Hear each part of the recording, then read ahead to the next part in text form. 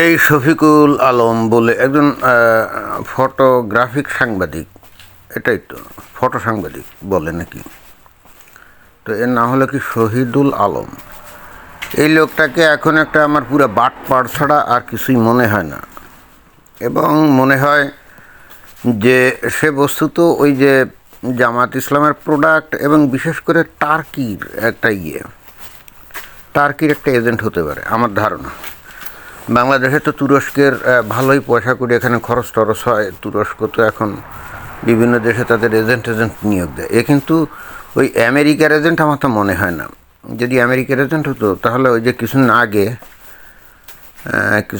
ওই যে ওই গাজায় জাহাজে করে রওনা দিছিল না, তো আমেরিকার এজেন্ট হলে তো ওই কাজটা করতো না, তাই না? যাই হোক, এই লোকটাকে এখন আমাকে আমার পুরো বাটপাড়ি বলে মনে হয়। তার কারণ হচ্ছে এর কথাবার্তা। এই যে দেখেন কি বলছে, জনগণের রায়ে গদিতে বসে গণভোটের রায় মানতে টাল বাহানা কেন? কি অদ্ভুত ব্যাপার, তাই না? কিসের গণভোট? ওই যে ইলেকশন হয়েছিল 12 ফেব্রুয়ারি, ওইটার গণভোট। তো ওই গণভোটের আসলে বিষয়গুলো কী ছিল মানুষ কি জানে? ইলেকশনের আগেও তো ওই ইউনূস কোনো পত্রপত্রিকায় বা মিডিয়াতে প্রচারও করে না যে আসলে কিসের উপরে গণভোট দিতে হবে। ওটা তো কোনো রাজনৈতিক দলের ভোট ছিল না, তাই না? সরকার কোনোভাবেই কোনো রাজনৈতিক দলের পক্ষ নিয়ে কোনো প্রচার করতে পারে না, ঠিক আছে, কিন্তু ওইখানে যে গণভোটের যে অপশন যেটা ছিল সেটা তো কোনো দলের বিষয় ছিল না, সেটা তো ছিল সরকারের বিষয়। কারণ ওই সরকারের আইনগত ভিত্তি আছে কিনা এইটার জন্যই তো গণভোটটা, তাই না? তাহলে সরকারের উচিত ছিল না যে ওইটা রেডিও বিশেষ করে টেলিভিশনে পত্রপত্রিকা এগুলো প্রচার করে জনগণের মধ্যে সচেতনতা সৃষ্টি করা, যাতে পাবলিক বোঝে হ্যাঁ ওইটা আসলে কী জিনিস এবং তার পক্ষে কেন ভোট দিতে হবে, অথবা বিপক্ষে যদি কেউ দেয় কেন ভোট দিবে না। এই ইউনূসের সরকার তো সেটা কিছুই করেনি, করছিল। এরপরে ভোটের দিন কথা নেই বার্তা নেই, একখান কাগজ ধরায় দিয়ে বলে যে গণভোট, এখানে হ্যাঁ না ভোট দাও। তো ওখানে অনেকগুলো শর্ত ছিল, তো ওইগুলো তো পড়ারও তো কারো টাইম নেই। তাহলে ওই গণভোট এটা যে কমপ্লিটলি একটা কনস্পিরেসি ছিল এই ইউনূসের, এতে তো কোনো সন্দেহ নেই। এখন তারপরেও এই বিএনপি কেন মেনে নিয়েছিল যে ওইটা থাকবে এবং ইলেকশন, কারণ ওইটা যদি না থাকে তখন ইউনূস নানা ধান্দাবাজি শুরু করছিল যে আবার ইলেকশন পিছিয়ে টিছিয়ে দেয় না কেন।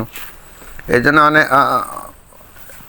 অনেকটা বলা যায় যে অনুরোধে ঢেকি গেলার মতো বিএনপি হলে এটা মেনে নিছিল, তাই না?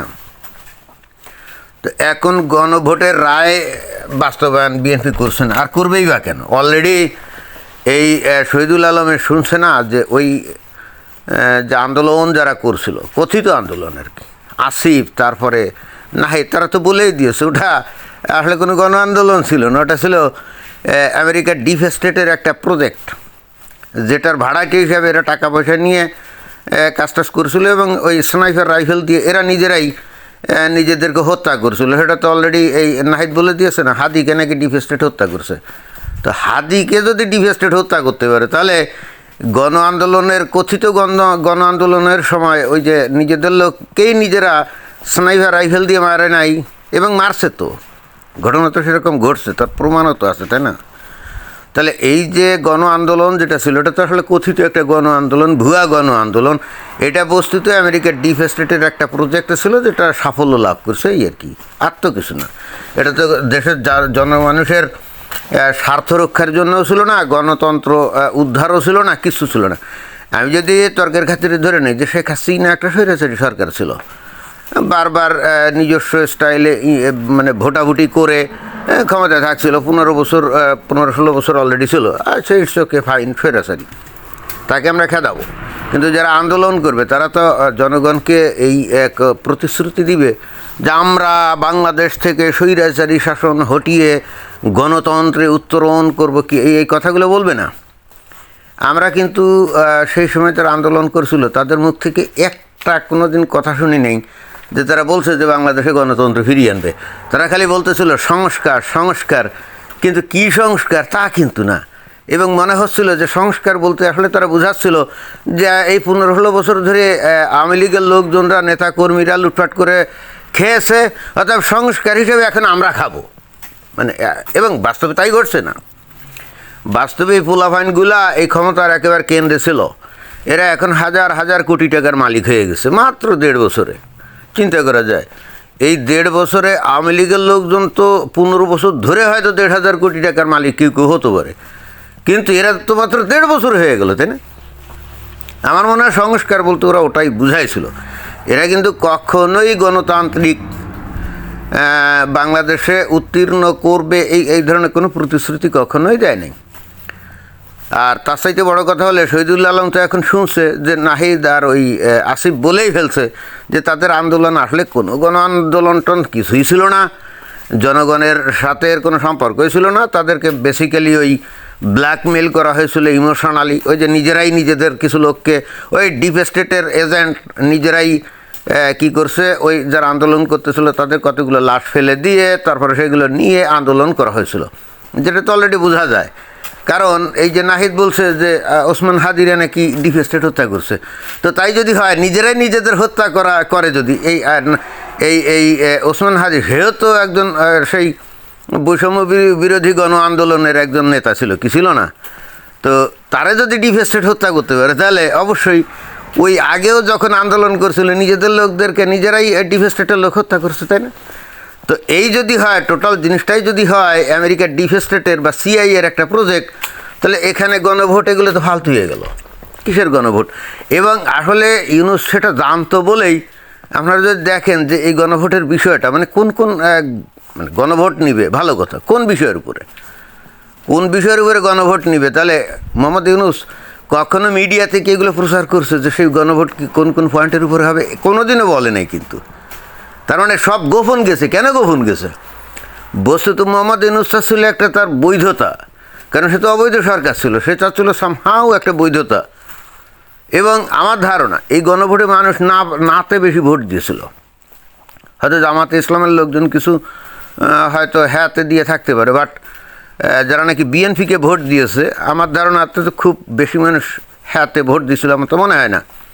এবং পরে দেখা যায় যে ব্যাপকভাবে না হ্যাঁ জিতে গেছে, তাই না? আসলে হ্যাঁ কিসের ভিত্তিতে জিতছে?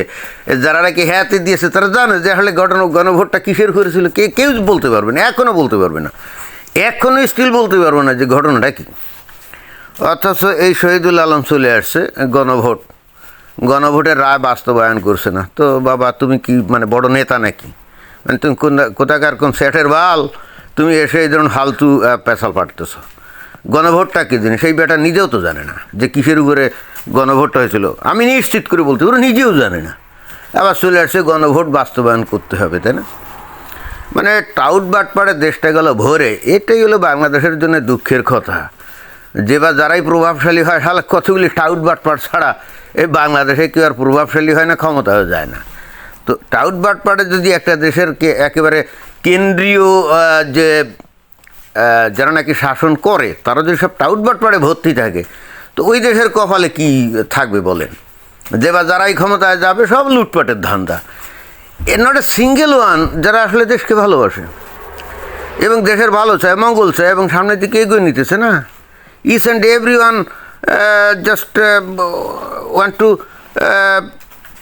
লুটতরাস, এছাড়া আর কিছুই